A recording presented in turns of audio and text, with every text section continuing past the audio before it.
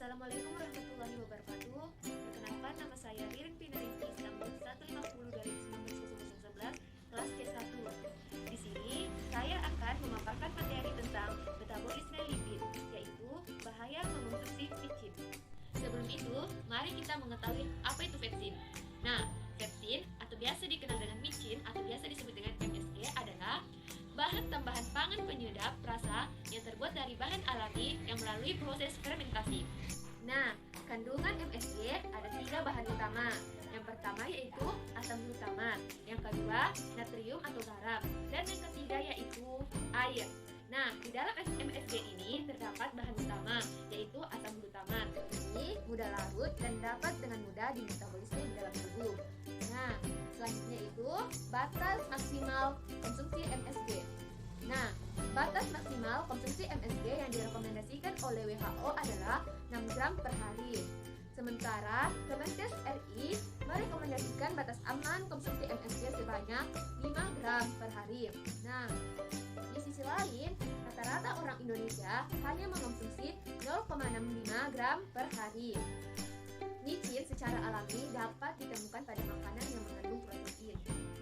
Beberapa makanan yang mengandung protein secara alami adalah daging sapi, rumput laut, kecap, keju parmesan, dan tomat. Selanjutnya, efek samping mengonsumsi micin secara berlebihan. Konsumsi micin dengan takaran 0,5 sampai 1,7 gram per hari tidak menimbulkan efek samping. Namun, lain halnya jika kita mengonsumsi micin secara berlebihan. Nah, apa saja efek samping mengonsumsi micin secara berlebihan? Mari kita simak. Nah, yang pertama yaitu Kina's Restaurant Syndrome.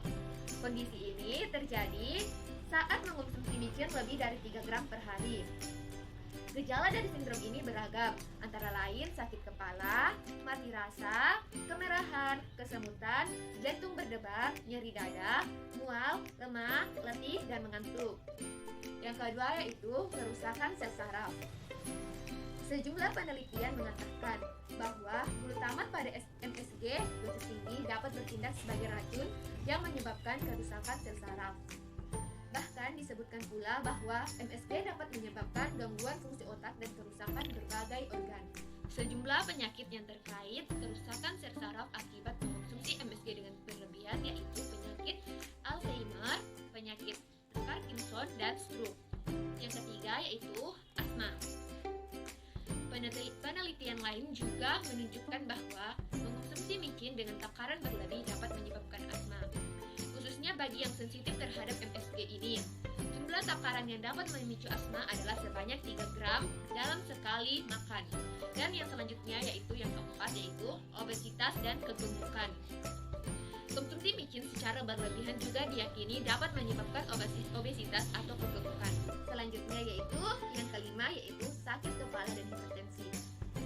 Mengonsumsi micin dalam jangka panjang juga dapat menyebabkan peningkatan tekanan darah. Beberapa orang yang sensitif terhadap micin juga akan mengalami efek berupa sakit kepala setelah mengonsumsinya. Dan yang selanjutnya yaitu yang keenam yaitu kerusakan sel. Sejumlah penelitian juga mengklaim bahwa MSG dapat merusak sel dan materi genetik.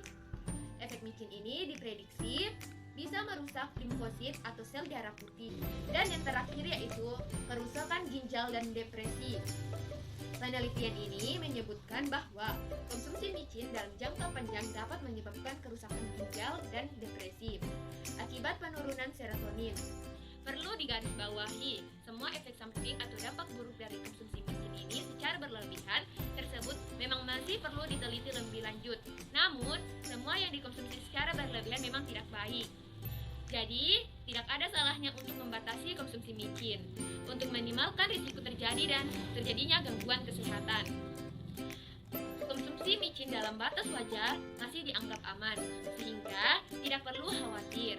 Meski begitu, bagi orang yang memiliki alergi terhadap micin atau MSG, sebaiknya menghindari konsumsi makanan yang mengandung bahan ini. Sekian dari paparan materi saya mengenai micin, kurang lebihnya mohon dimaafkan. Wabillahi taufiq walhidayah. Wassalamualaikum warahmatullahi wabarakatuh.